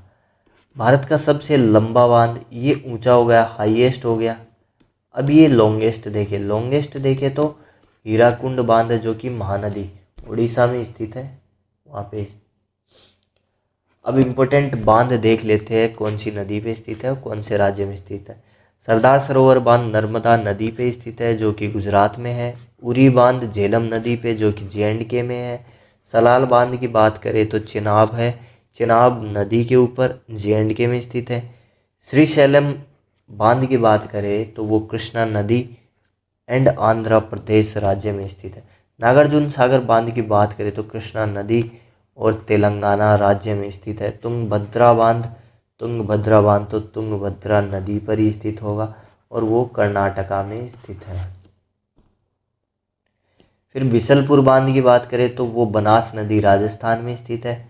गांधी सागर बांध की बात करें तो वो चंबल नदी MP में स्थित है। तो ये इम्पोर्टेंट बांध हो गए। तो ये बांधों से रिलेटेड क्वेश्चन समाप्त हुए यहाँ पे। अब ये लास्ट पार्ट देख रहे हैं जिसके अंदर अपन देखेंगे भारत के भौतिक प्रदेश कि इंडिया में कहाँ पे ज़्यादा पहाड़ स्थित है, कहाँ पे पठार स्थित है, कहाँ पे मैदानी भाग है, ये सब इस पार्ट में देखने वाले हैं। और ये लास्ट पार्ट होने वाला है ज्योग्राफी की संपूर्ण क्लास का। ठीक है, इसके बाद हम नेक्स्ट सब्जेक्ट की क्लास लाएंगे। फिर उसके बाद जब ये सब क्लासेस पूरी हो जाएगी तब उसके बाद अपन जो सब्जेक्ट वाइज क्वेश्चंस है, इम्पोर्टेंट क्वेश्चंस की क्लासें लाएंगे। तब तक अपना एग्ज़ाम भी नज़दीक आ जाएगा और हमारे लिए इम्पोर्टेंट जो चीज़ें हैं वो भी अपनी कवर हो जाएगी। एक सेकेंड। ठीक है, तो देखते हैं भारत के भौतिक प्रदेश। तो पहले आप मैप के ऊपर ज़रूर देख लीजिएगा। मैप जब भी मैं आपको दिखाऊं तो आप उसको एकदम दिमाग के अंदर फिट कर ले, ताकि आपको समझने में आसानी हो। जो भी आगे समझाया जाए उसे समझने में आप आसानी हो सके आपको। तो उत्तर का पर्वतीय क्षेत्र पहले अपन देख लेते हैं। उत्तर का पर्वतीय क्षेत्र, ये जो ग्रीन कलर की लाइन्स है ये यहाँ पे, ये उत्तर का पर्वतीय क्षेत्र बोलते हैं जिसे, जिसके अंदर आपके हिमालय, जास्कर, ये सब श्रेणी आ जाती है, माउंटेन सीरीज आ जाती है, हिमालय और भी जो भी शिवालिक वगैरह है ये सब इसके अंदर आ जाती है। फिर नीचे अगर आए तो ये आपका उत्तर का मैदानी भाग है, ठीक है, इसे उत्तर का मैदानी भाग है, मैदानी भाग बोल देते हैं। और फिर ये इधर पश्चिम का मरुस्थलीय भाग बोला जाता है। फिर नीचे प्रायद्वीपीय पठार आ जाता है, ये प्रायद्वीपीय पठार आ गए यहाँ पे, जो कि सबसे बड़ा एरिया, अगर भौगोलिक दृष्टि से देखें अपन, एरिया वाइज देखें तो सबसे बड़ा अगर इंडिया में पूछा जाए तो सबसे ज़्यादा किसने कवर कर रखा है, तो वो है प्रायद्वीपीय पठार ने कवर कर रखा है, ठीक है। फिर नीचे देखें तो ये तटीय मैदान आ जाता है, जो कि समुद्र के किनारे है, इसे तटीय मैदान बोल दिया जाता है, कोस्टल प्लेन इसे बोल दिया जाता है। भारत की प्रमुख पहाड़ियाँ एवं उनके तथ्य देख लेंगे, इम्पोर्टेंट फैक्ट्स देख लेंगे जो एग्ज़ाम पॉइंट ऑफ व्यू से इम्पोर्टेंट रहने वाले हैं। तो सबसे पहले तो आप इस मैप को है, इस पीडीएफ को आप टेलीग्राम से डाउनलोड कर लीजिएगा, और ये मैप है, आप एक तरफ देख के, एक तरफ रख के इसे आपको ज़रूर देखना है और अपने दिमाग में बिठाना है इसको, कहाँ पे क्या स्थित है, ठीक है। तो आपको एकदम पूरा लेआउट है वो दिमाग में बैठ जाएगा, और जब भी क्वेश्चंस बनेंगे एग्ज़ाम में, जैसे भी क्वेश्चंस बनेंगे तो आप वो इजीली कर पाएंगे अगर आपके दिमाग में ये मैप रहेगा। तो देखो ऊपर ऊपर देखें तो ये केटू पर्वत है, केटू पर्वत है यहाँ पे, जो कि इंडिया का सबसे ऊंचा पर्वत है, जिसे अपन गोडविन ऑस्टिन भी बोलते हैं, ठीक है, वो आगे देखेंगे अपन। और नीचे ये देखिए, ये है वो काराकोरम रेंज बोल देते हैं इसे, काराकोरम रेंज। फिर ये नीचे लद्दाख रेंज आ गई, ठीक है। फिर उसके नीचे जास्कर सीरीज़ आ गई, जास्कर रेंजेस आ गई। फिर इसके नीचे ये इतनी लंबी ये हिमालयाज़ आ गए, वृद्ध हिमालय जिसे बोलते हैं, ठीक है। फिर उसके इसके ऊपर देखो ये जो इम्पोर्टेंट पहाड़ियाँ है, जैसे नंदा देवी है यूके के अंदर, उत्तराखंड में स्थित है। ऊंचे ऊंचे पर्वत है, ऊंचे माउंटेन्स है। अन्नपूर्णा है जो नेपाल में पड़ती है। फिर कंचनजंगा की बात करें तो ये इंडिया का सबसे ऊंचा पर्वत है। अब आप बोलेंगे आपने तो केटू बताया था, तो केटू है वो पीओके में स्थित है, ठीक है, पाकिस्तान ऑक्यूपाइड कश्मीर में स्थित है। अगर हम इंडिया के मुख्य भूमि की बात करें तो वो कंचनजंगा है, ठीक है, मुख्य भूमि ये सिक्किम में स्थित है कंचनजंगा, जो कि भारत की मुख्य भूमि पे स्थित है, जो अपने अंडर में है, ठीक है, वो पाक ऑक्यूपाइड है। तो ये ध्यान में रखेंगे, अगर मुख्य भूमि की बात करें तो कंचनजंगा नहीं, केटू है। और वर्ल्ड की बात करें तो वर्ल्ड के अंदर तो आप जानते ही है कौन सा पर्वत सबसे ऊंचा है, वो है माउंट एवरेस्ट, जो कि नेपाल में स्थित है। फिर ये देखिए यहाँ पे सिंधु नदी है, सिंधु नदी का कई बार पूछ लिया जाता है कि सिंधु नदी कहाँ से बहती है, तो लद्दाख और जास्कर श्रेणियों के बीच से, जास्कर रेंजेस के बीच में से, जास्कर एंड लद्दाख के बीच में से गंगा नदी बहती है। फिर नीचे देखें तो नीचे ये पीर पंजाल रेंजेस आ गई, धौलाधर आ गई, जो कि हिमाचल प्रदेश में है। ये भी आप देख लीजिएगा कि पीर पंजाल है वो JNK में पड़ती है, और धौलाधर है ये थोड़ी सी नीचे बन गई है, आप लेकिन आप इसीलिए आगे मैंने लिख दिया है, आप रिलेट कर लीजिएगा। तो पीर पंजाल है JNK में स्थित है, धौलाधर हिमाचल प्रदेश, नागटिब्बा यूनाइटेड किंगडम बोल रहा हूँ, उत्तराखंड में स्थित है नागटिब्बा, और महाभारत है, महाभारत रेंजेस है वो नेपाल में पड़ जाती है। फिर उसके नीचे आपकी शिवालिक रेंजेस आ जाती है। फिर ये इधर है, तो इनको क्या बोल दिया जाता है, शिवालिक रेंजेस वगैरह को, शिवालिक रेंजेस के ऊपर जो पीर पंजाल रेंज है, धौलाधर है, नागटिब्बा है, महाभारत है, इन्हें लघु हिमालयस बोल दिया जाता है। फिर यहाँ पे देखिए तो राजस्थान में स्थित ये अरावली रेंजेस है, ठीक है, जो कि सबसे पुरानी पहाड़ियों में जिसे गिना जाता है। फिर गिर रेंजेस आ गई, सतपुड़ा, महादेव, मैकाल, ये सब यहाँ पे पड़ जाती है।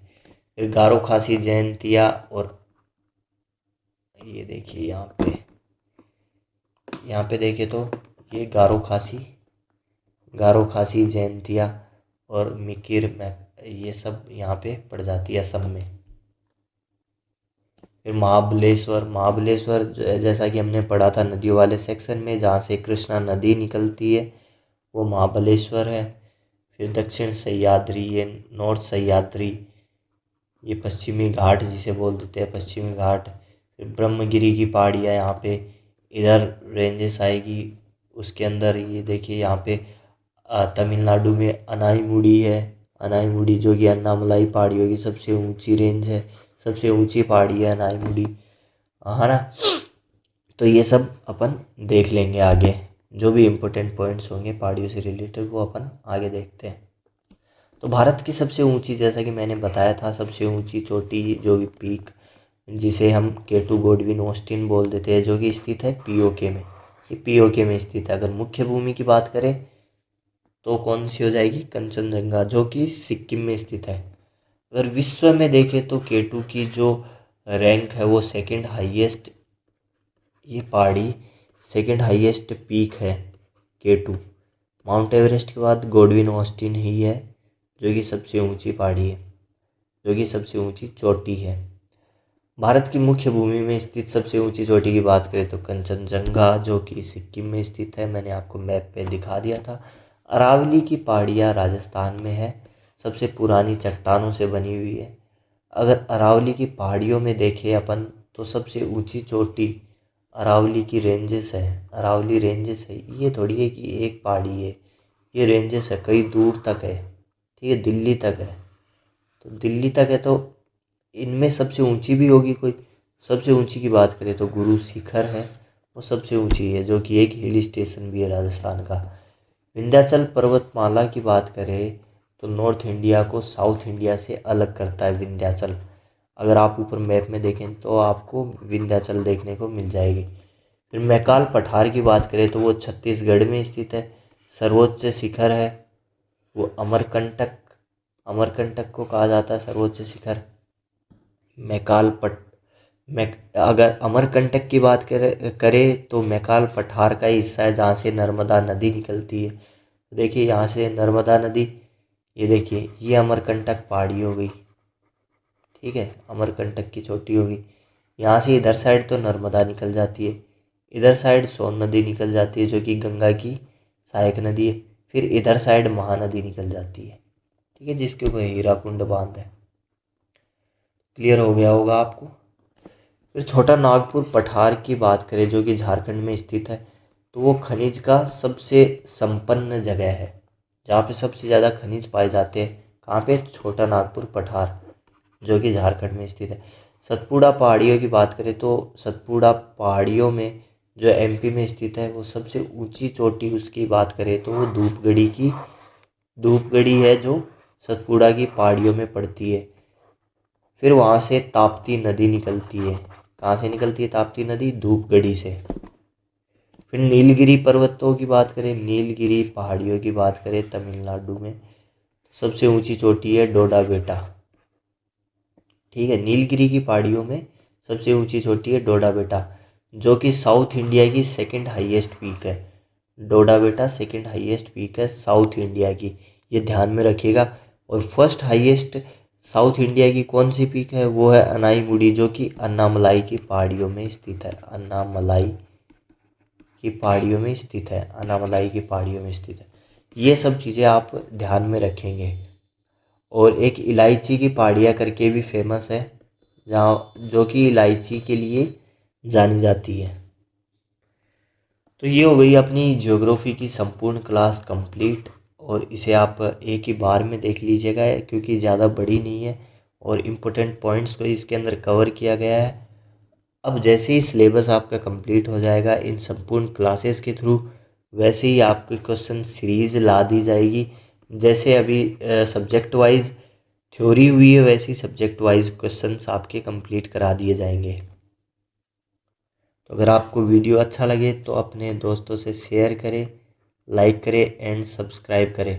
और हमारा टेलीग्राम चैनल है, उसे ज़रूर ज्वाइन कर लें। वहाँ पे आपको पीडीएफ है, पीडीएफ मिल जाएगी। यहाँ से जो भी आपको कंप्लीट कराया जाएगा सिलेबस या फिर जो भी क्वेश्चंस दिए जाएंगे वो सब वहाँ पे आपको मिल जाएंगे। और जो भी इम्पोर्टेंट अपडेट्स होगी वो आपको ग्रुप में, वहाँ पे टेलीग्राम ग्रुप में मिल जाएगी। तो वहाँ पे ज्वाइन कर ले, लिंक डिस्क्रिप्शन में दिया हुआ है। तो थैंक्स गाइज। अगर वीडियो अच्छा लगा तो लाइक शेयर एंड सब्सक्राइब ज़रूर करें।